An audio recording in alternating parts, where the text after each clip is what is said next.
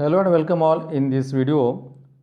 So we are going to discuss about the respiratory organ, that is the lungs of ewes, and about the respiratory system of the ewes. So the bird respiratory system consists of paired lungs. We know that there is having a pair of lungs, and these lungs are the respiratory organs in case of the birds. These lungs are two bright red in color and small, compact and non-elastic bodies. Lungs are bright red colored, small, compact and non-elastic bodies. They are different from the lungs of other vertebrates in that they do not store air. So in case of respiratory system, in case of lungs compared to the other vertebrates, there is no storing of air takes place in case of birds. And also secondarily, they do not hang freely in thoracic cavity. So there are 2 points. As compared to the other vertebrates, the lungs of the birds do not store air and they do not hang freely in thoracic cavity. Birds must be capable of high rate of gaseous exchange because their oxygen consumption at rest is higher than that of all other vertebrates, and it increases many times during flight. So in case of birds as compared to the other vertebrates, the gaseous exchange is more frequently found, and at the time of flight, at the time of movement, this gaseous exchange also increase many times in case of birds. The two lungs of birds are solid, rather solid spongy structures as in mammals, and not hollow thin-walled air sacs with lobulated walls as like that of the mammals. In case of birds, there were no air sacs is found in case of in birds. Then the anterior ventral end of each lung, that is, we can see here in this diagram, this is the anterior ventral side. The anterior ventral end of each lung is pierced by bronchus. It is termed as primary bronchus. So towards the anterior ventral side there is having bronchus, and that bronchus are called as primary bronchus. Then this primary bronchus, when goes into the lungs, it can loses its cartilaginous rings. So here in this diagram we can found around the bronchus there is having cartilaginous rings. C-shaped cartilaginous rings is found on that primary bronchus, but when that primary bronchus when leads into the lungs, it can loses its cartilaginous rings, and when this goes towards the posterior end, it becomes mesobronchus. This primary bronchus then converted or lead into the mesobronchus. Primary bronchus and then primary bronchus, and secondarily having becomes mesobronchus.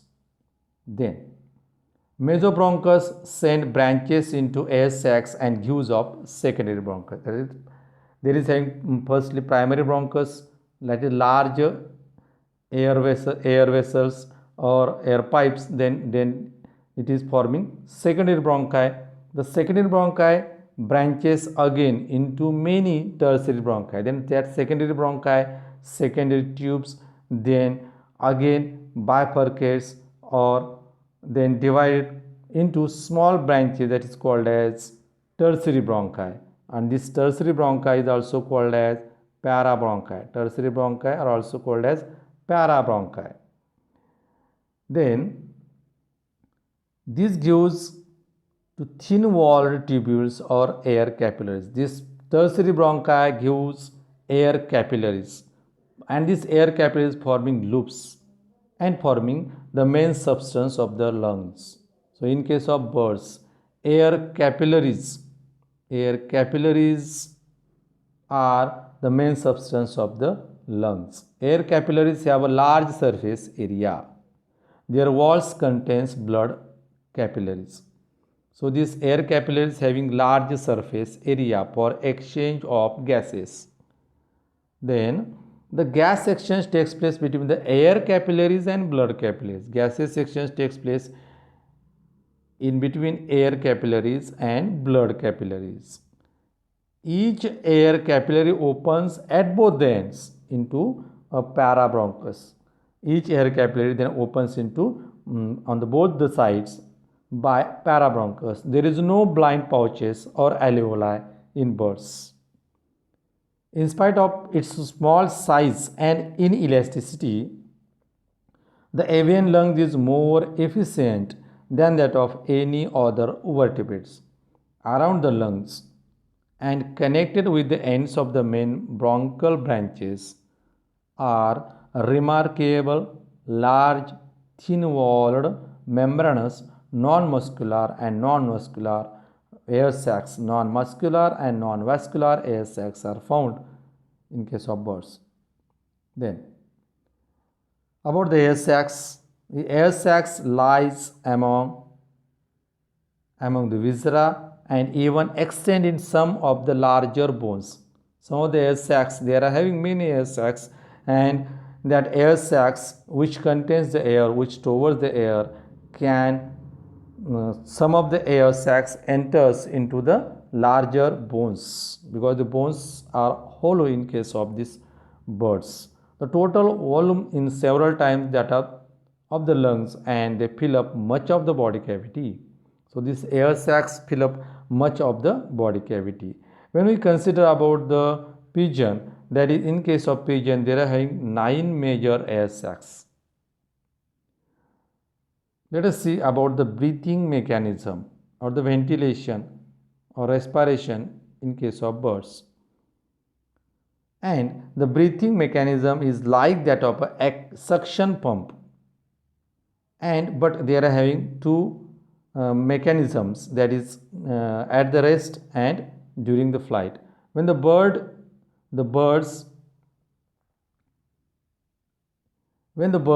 is resting, the sternum rises and falls alternately by the activity of abdominal and intercostal muscles. We know that towards the sternum, to that sternum, there is some arrangement of the intercostal muscles, and due to the movement of the sternum and intercostal muscles, the respiration, that is inspiration and expiration, takes place in case of birds when they are in resting position. That is, during inspiration, the sternum is lowered, the air sacs expands, and the lungs are compressed. As a result, fresh air moves through the nostrils, then towards the trachea, and finally goes towards the posterior sac by the mesobronchus. So during inspiration, the sternum lower, air sacs expands, and the fresh air rushes into the body, into the lungs, into the posterior sacs particularly. And during expiration, exact reverse process takes place. During expiration, the sternum raised, the air sacs compressed, and the lungs expand. Air high in O2 content moves from posterior sacs into the lungs, and the stale air of anterior air sacs moves into the mesobronchus. That is, from the anterior sacs, the air moves into the mesobronchus, and at the same time, anterior air sacs moves into the then air moves into the mesobronchus, and then trachea, and then out through the nostrils. So air from the posterior sacs goes into the lungs, and then from there towards the anterior sacs, and from there to the mesobronchus, and then trachea, and towards the outer side, towards the outside by the nostril.